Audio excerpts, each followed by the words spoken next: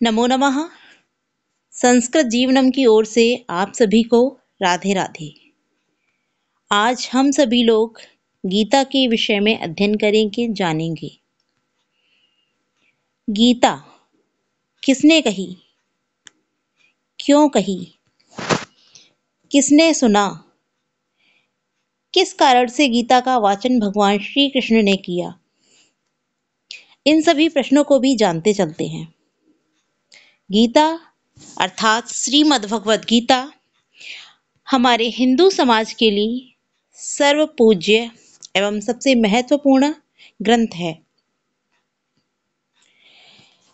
जब कौरवों और पांडवों के मध्य महाभारत का युद्ध होना सुनिश्चित हो गया, तब कुरुक्षेत्र के मैदान में अर्जुन श्री कृष्ण से बोले कि हे भगवान, हे केशव, मैं जिनके साथ युद्ध करने वाला हूँ, मैं चाहता हूँ कि आप हमारी रथ को उन दोनों सेनाओं के मध्य ले चलिए जिनसे मुझे युद्ध करना है। अर्जुन की बात सुन भगवान श्री कृष्ण ने वैसा ही किया और रथ को दोनों सेनाओं के मध्य स्थित कर दिया।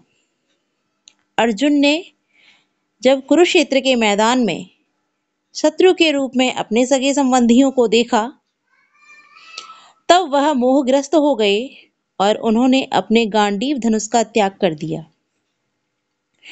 और उन्होंने भगवान श्री कृष्ण से कहा कि हे माधव, हे केशव, मेरा इस युद्ध करने से क्या लाभ, जिस युद्ध में मुझे अपने ही सगे संबंधियों का वध करना पड़े।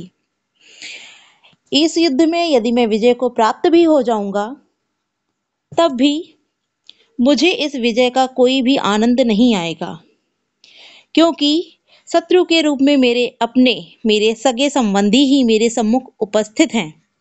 मैं इन पर प्रहार कैसे करूंगा, अस्त्र कैसे चलाऊंगा।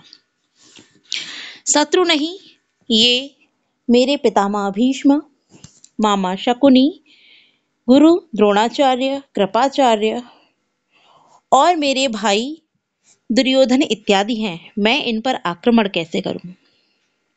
और उन्होंने अपने गांडीव धनुष का त्याग कर दिया।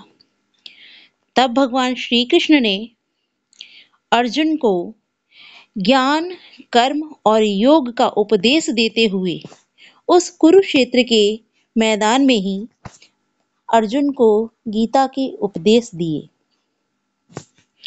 और यह उपदेश भगवान श्री कृष्ण ने आज से लगभग 5122 वर्ष पूर्व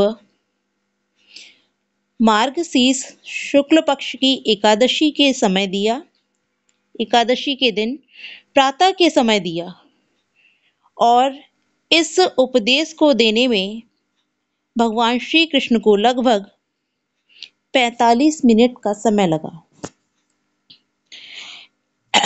इन 45 मिनट में भगवान श्री कृष्ण ने अर्जुन को गीता के 700 श्लोकों का वाचन कर सुनाया और उन्होंने कर्म का सही अर्थ, योग का सही अर्थ अर्जुन को बताया और इसके साथ साथ ही अपने दिव्य स्वरूप का भी दर्शन अर्जुन को कराया। जिसके पश्चात भगवान श्री कृष्ण के दिव्य स्वरूप का दर्शन कर और कर्म का वास्तविक ज्ञान कर अर्जुन के मोह का नाश हुआ और उन्होंने युद्ध करने का निश्चय किया। तत्पश्चात उन्होंने अपने गांडीव धनुष को धारण कर भगवान श्री कृष्ण के अनुसार कहे गए मार्ग को देखकर अर्थात उस मार्ग पर ही गमन किया। तो आइए अब हम चलते हैं श्रीमद् भगवद गीता के कुछ महत्वपूर्ण प्रश्नों को भी जानते हैं। तो गीता का अध्ययन करने से पूर्व हम श्रीमद् भगवद गीता के विषय में जो महत्वपूर्ण प्रश्न बन सकते हैं या जो इसकी कुछ महत्वपूर्ण जानकारियां हैं, इनको भी जानते चलते हैं।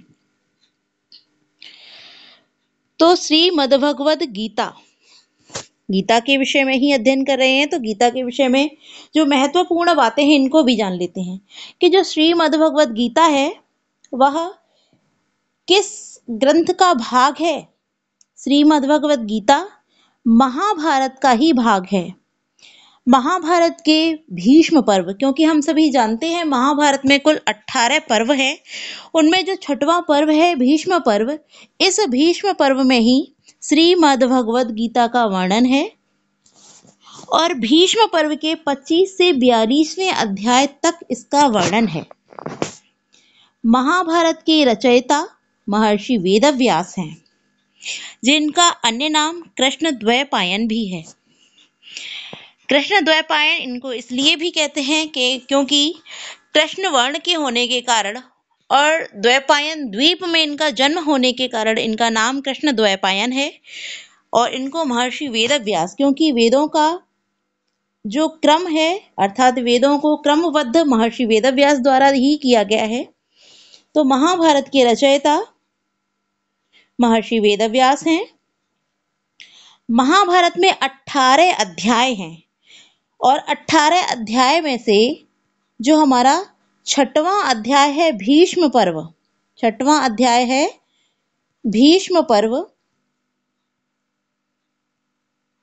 इस भीष्म पर्व में ही गीता का वर्णन किया गया है।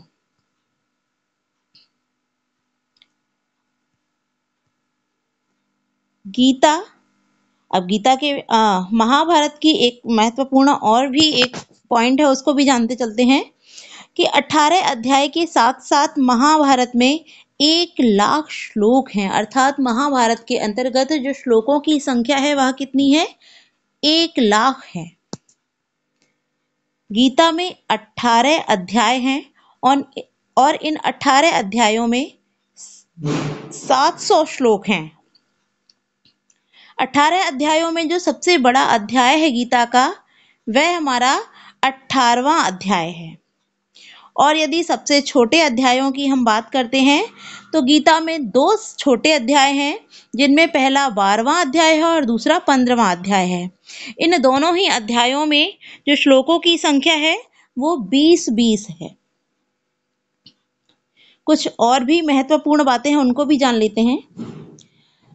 श्रीमद् भगवद गीता के जो वक्ता हैं, अर्थात किसने कही श्रीमद् भगवद गीता, तो श्रीमद् भगवद गीता के जो वक्ता हैं भगवान श्री कृष्ण हैं। श्री कृष्ण ने ही कुरुक्षेत्र के मैदान में गीता का वर्णन अर्थात वाचन किया था। और श्रीमद् भगवद गीता के जो श्रोता हैं वह अर्जुन हैं, अर्थात अर्जुन को मोह से निकालने के लिए भगवान श्री कृष्ण ने अर्जुन को गीता का उपदेश दिया था। श्रीमद् भगवद गीता में छंद की बात करते हैं तो श्रीमद् भगवद गीता के 700 श्लोकों में अनुष्टुप छंद है, अर्थात 700 श्लोक जो हैं वो अनुष्टुप छंद में ही वर्णित हैं। महाभारत में रस शांत रस है और महाभारत के अन्य नामों का भी हम वर्णन कर लेते हैं, जान लेते हैं।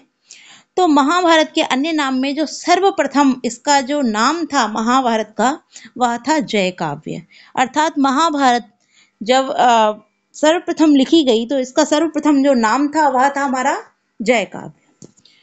उसके पश्चात जय काव्य से इसका नाम भारत काव्य हुआ और अंत में जाकर महाभारत नाम हो गया।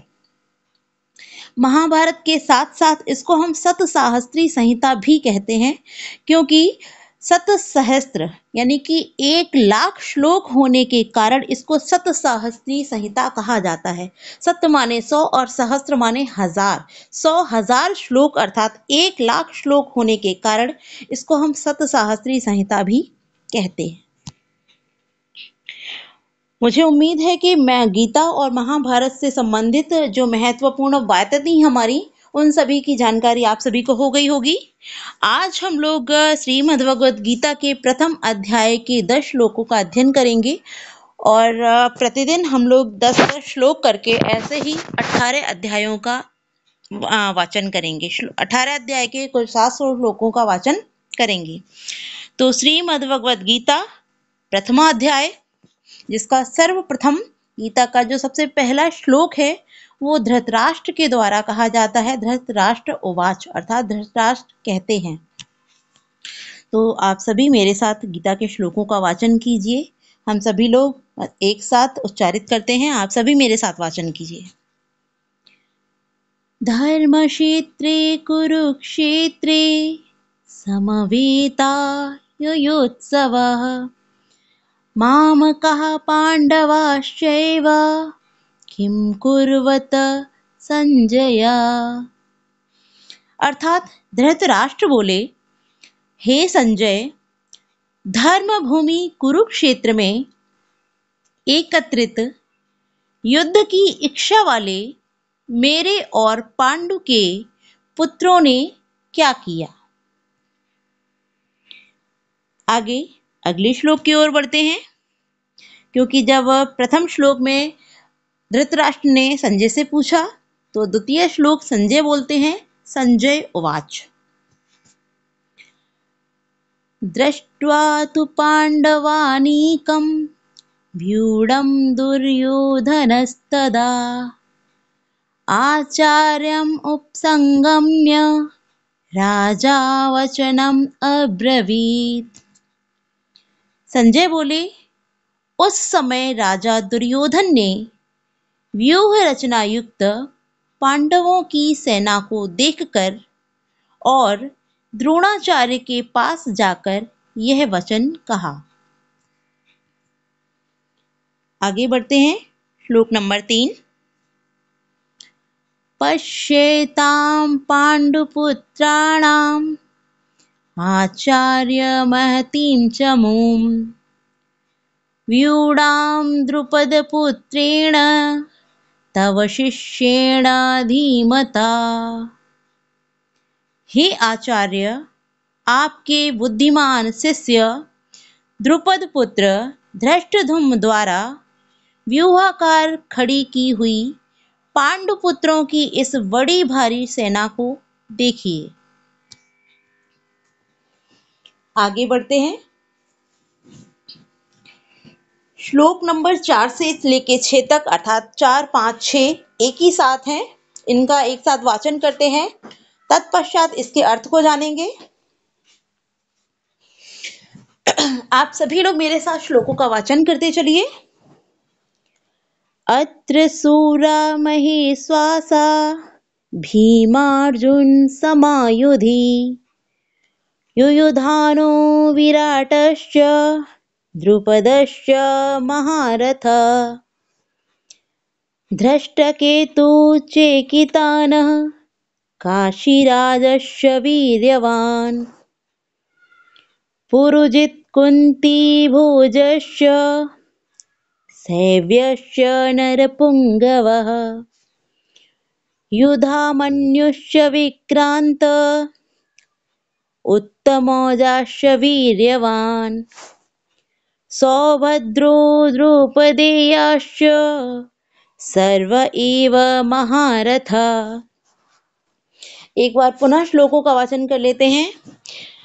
अत्र सूर्या महेश्वासा भीमार्जुन समायुधि युयुधानो विराटश्च द्रुपदश्च महारथः धृष्टकेतुश्चेकितानः काशीराजश्च वीर्यवान् पुरुजित् कुन्तीभोजश्च सैव्यश्च नरपुङ्गवा युधामन्युश्च विक्रान्ता उत्तमौजाश्च वीर्यवान् सौभद्रो द्रौपदेयाश्च सर्व एव महारथा। अर्थात इस सेना में बड़े बड़े धनुषों वाले तथा युद्ध में भीम और अर्जुन के समान सूरवीर सात्यकी और विराट तथा महारथी राजा द्रुपद, धृष्टकेतु और चेकितान तथा बलवान काशीराज, पुरजित, कुंतीभोज और मनुष्यों में श्रेष्ठ सैव्य, पराक्रमी युधामन्यु तथा बलवान उत्तमौजा सुभद्रा पुत्र अभिमन्यु एवं द्रौपदी के 5 पुत्र, ये सभी महारथी हैं। इस प्रकार से संजय कहते हैं। आगे बढ़ते हैं। अस्माकं तु विशिष्टाये तानि बोध द्विजोत्तमा नायका मम सैन्यस्य संज्ञार्थं तान् ब्रवीमि ते। अर्थात, हे ब्राह्मण श्रेष्ठ, अपने पक्ष में भी जो प्रधान है उनको आप समझ लीजिए। आपकी जानकारी के लिए मेरी सेना के जो सेनापति हैं उनको बतलाता हूँ। श्लोक नंबर 8 देखते हैं। भवान् भीष्मश्च कर्णश्च कृपश्च समितिञ्जयः अश्वत्थामा विकर्णश्च सौमदत्तिस्तथैव च। आप द्रोणाचार्य और पितामह भीष्म तथा कर्ण और संग्राम विजयी कृपाचार्य तथा वैसे ही अश्वत्थामा, विकर्ण और सोमदत्त का पुत्र भूरिश्रवा।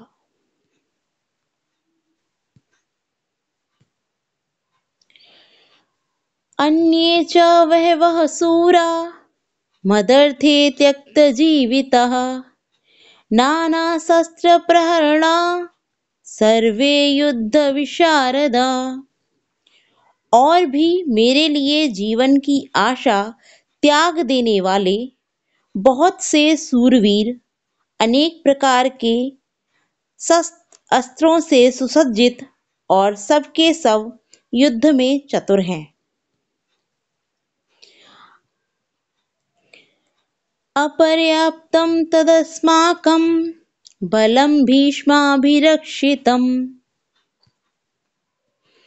पर्याप्तं त्विदमेतेषां बलं भीमाभिरक्षितम्। भीष्म पितामह द्वारा रक्षित हमारी वह सेना सब प्रकार से अजेय है और भीम द्वारा रक्षित इन लोगों की यह सेना जीतने में सुगम है। तो आज हम लोगों ने श्रीमद् भगवद गीता के 10 श्लोकों का अध्ययन किया, 10 श्लोकों के विषय में जाना, साथ ही साथ गीता के कुछ महत्वपूर्ण विषयों को भी जाना, बिंदुओं को भी जाना कि जो श्रीमद् भगवद गीता है वह महाभारत के भीष्म पर्व में वर्णित है और भीष्म पर्व में भी 25 से लेकर 42वें अध्याय तक वर्णित है। महाभारत की रचयिता जो है महर्षि वेद व्यास हैं, इसीलिए श्रीमद् भगवद गीता की रचयिता भी अर्थात रचनाकार भी वेद व्यास हैं। किंतु इसको लेखन का कार्य यदि बात की जाए तो इसके लेखन का कार्य श्री गणेश जी द्वारा किया गया है। महाभारत में 1 लाख श्लोक हैं और गीता में 700 श्लोक हैं, जबकि महाभारत और गीता दोनों में ही 18 अध्याय हैं। अर्थात महाभारत में 18 पर्व हैं और गीता में 18 अध्याय हैं। तो आज हम लोगों ने बहुत सारे विषयों का अध्ययन किया, बहुत सारी चीज़ों को जाना श्रीमद् भगवद गीता से जुड़े हुए। आगे भी हम लोग गीता के विषय में अध्ययन करते रहेंगे, गीता के श्लोकों का वाचन करते रहेंगे। आज के लिए हम लोग इतना ही रखते हैं। धन्यवाद।